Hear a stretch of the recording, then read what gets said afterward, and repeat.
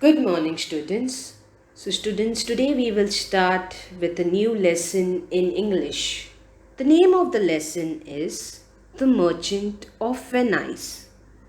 Now, a merchant is a person who buys and sells products in large amounts. Okay, so let's start the story. Now, this is a story written by William Shakespeare. Now, William Shakespeare is a person who has written lots of novels. There are other novels also like As You Like It. Okay, so he's a famous writer. So let's move further. Now, Antonio was a merchant who lived in Venice. That is a prosperous city in Italy. Prosperous means a successful earning and living and earning a lot of money. So it was a prosperous city in Italy. In those days, that is about 500 years ago, sea voyages were dangerous, and yet some adventurous merchants traveled across the seas. So in that days the seas were also very rough, so it was very dangerous to travel by ships. But then too, some merchants or adventurous merchants who were willing to try difficult or different things, they used to travel. Some others spent a lot of money in sending ships to faraway countries. These ships brought back spices and other treasures from India and other countries. Now we know that during the ancient time, there were trades. Trade was passed on from the sea routes, that is through the ships. The trading system was done in by the sea routes. So they used to send goods to other country, as well as from India they used to send to other countries. So these ships brought back spices and other treasures from India and other countries. The merchants sold these things in Europe. So the people who used to buy these things, the merchant is a person who used to buy. So he used to sell all these things in Europe. They made a lot of profit in this business. Okay, they made a lot of profit buying these products and selling in Europe.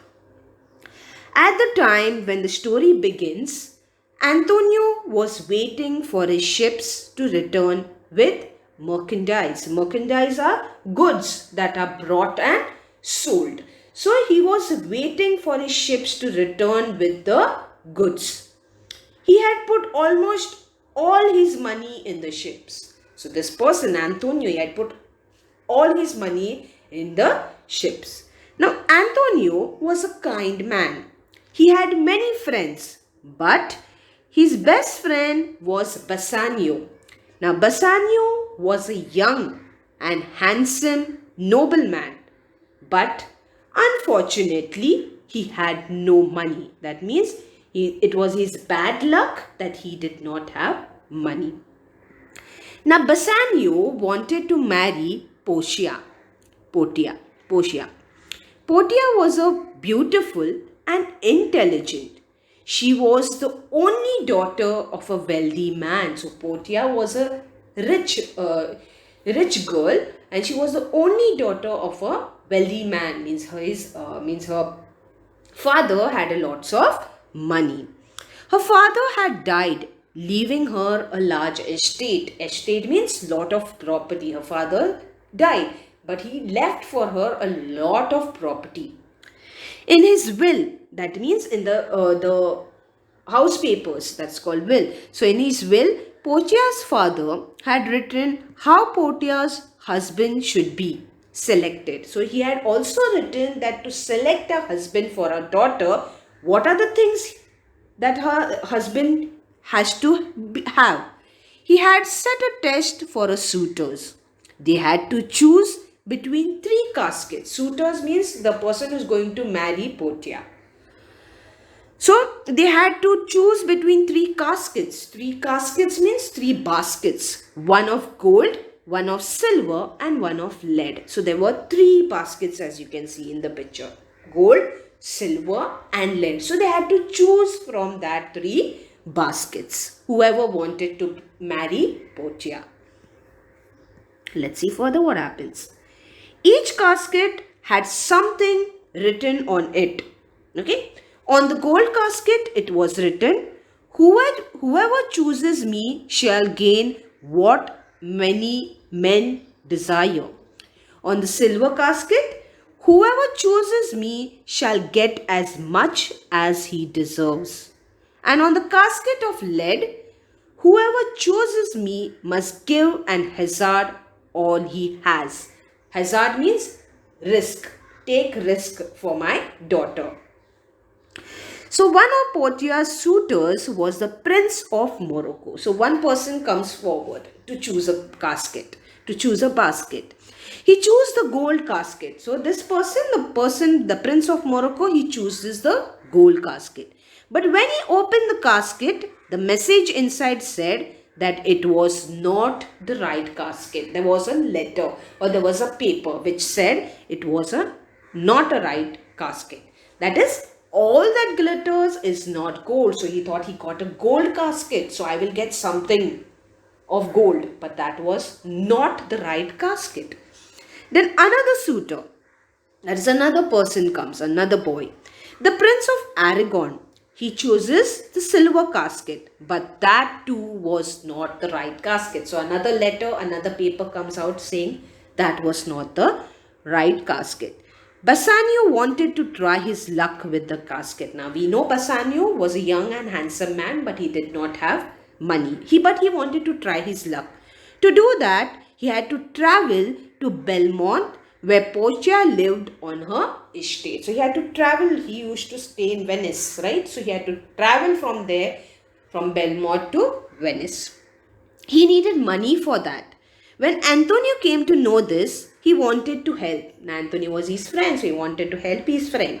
He told Bassanio to borrow money in his Antonio's name. So he told Bassanio to borrow money and Antonio would give the money back. They went to Shylock, the Jewish money lender, and asked him for the money. They went to Shylock, a money lender. He was a very rich man. He had lots of money. Shylock had a lot of money, but he was not at all generous. Means he was not very good at giving money. He was not generous. Money was all that he cared for. He did not like Antonio because Antonio sometimes lent people money without charging any interest for it. Now, he was not a generous man, right? Shylock was not a generous man. He did not like Antonio. Why he did not like Antonio? Because whenever Antonio used to take money from someone, he used to not take the interest. Okay. So Shylock decided to take advantage of the situation. He gave them the money on a strange condition. Okay. Shylock gives them the money, but he keeps a condition in front of them. If Antonio failed to return the money within 3 months, Shylock would cut off a pound of Antonio's flesh. That means he would cut a flesh of his. Okay. That was his condition. Antonio agreed to this and borrowed the money for Bassanio. So they were so good friends that Antonio agreed to cut off his flesh. Bassanio went to Belmont. When he saw the casket, he chooses the lead one. Okay, now Bassanio chooses the lead casket. That was the right casket. So that lead casket says that was the right casket. And Bassanio won Portia's hand by choosing it. Portia too was glad to marry Bassanio. So Portia also was very happy to marry Bassanio. In the meanwhile, Shylock heard that Antonio had lost his ships. In the meanwhile, he heard that Shylock had spent, Antonio had spent lot of money on the ships and he had lost his ships. He was very happy that Antonio would not be able to pay the money. So he was very happy. Shylock was very happy that Antonio would not pay back his money because he lost his ships. He took Antonio to court and demanded that he would fulfill the strange and cruel condition. Now, Shylock took Antonio to court because he had a condition, right? The Duke liked Antonio and was sorry for him. That means the judge, the lawyer liked Antonio, but he was sorry for him. He could not do anything. Why he could not do? But what could he do? Antonio had written a bond to Shylock, and according to the law, Shylock was right. That means he had written and given that whatever would happen, he would cut his flesh. When Bassanio and Portia heard all this, they rushed back to Venice. When they heard about all this, they rushed to Venice. Portia told Bassanio to pay Shylock twice the amount to save Antonio, but Shylock was adamant. He demanded only a pound of Antonio's flesh. But Portia told that I will pay back to save Antonio, but he only demanded Antonio's flesh. Everyone in the court, including the Duke, felt that Shylock's demand was inhuman. Who will ask a flesh, right? So that's inhuman. So all the people in the court thought that that's a cruelty. The Duke asked Shylock to show mercy towards Antonio, but Shylock was not ready to do so. Shylock was not ready to do anything. He was not ready to listen to anyone. He felt that Antonio and others had treated him badly before and he wanted a revenge. So Shylock wanted a revenge. He thought that Antonio had treated him very badly before. So that's why Shylock wanted a revenge. Just then a young lawyer entered the court. Another lawyer comes in the court. He said that he would fight Antonio's case. He asked Antonio whether he had agreed to Shylock's condition. Okay, he asked him first, the young lawyer, and Antonio said that he had agreed. He had agreed to whatever he said, that if you don't pay back the money, I will cut your flesh. Then let's see further. Then the young lawyer requested Shylock to show mercy. Though the law was on Shylock's side, the lawyer pleaded that mercy is a quality of God himself. Then the young lawyer was talking to Shylock and said, have mercy on this. But Shylock was not ready to listen. When a person shows mercy to someone else, they are both blessed. So the young lawyer says, when you show mercy, when you show caring towards someone, both of them are blessed. Mercy was more valuable than a king's crown. So he's saying to forgive or have mercy on someone is more valuable than a king's crown. But all this had no effect on Shylock. Shylock was not ready to listen. The young lawyer then said that the law allowed Shylock to take a pound of flesh and he could do that. So the young lawyer told, you can take a pound of flesh of Anthonius and you can do that. At the same time, the lawyer warned that while cutting off the flesh, Shylock should not shed even one drop of Antonio's blood. Now, Shylock had told that he wants Antonio's flesh, but when he cuts the flesh, what will happen? Blood will start coming out. So, the young lawyer told him that while cutting the flesh, you should not shed one drop of blood also of Antonio's. Also, he should cut exactly 1 pound of flesh, nothing less, nothing more. And he also told Shylock, if you want to cut the flesh of Anthonius, you should only cut 1 pound, nor less nor more. That would not be allowed by the law. Okay, if you cut more, it's not allowed. You're doing wrong. Let's see what happens further. Shylock realized that he could not do what the young lawyer asked him to do, and he accepted his defeat. Antonio's life was saved. So Shylock realized that he could not do that. So what he did, he asked the lawyer that he could not do, and then the young lawyer asked him to do, and he accepted the defeat. Shylock accepted the defeat. Now, who was that young lawyer? Bassanio and Antonio found out later that it was none other than Portia herself. Okay, it was Bassanio's wife, Portia.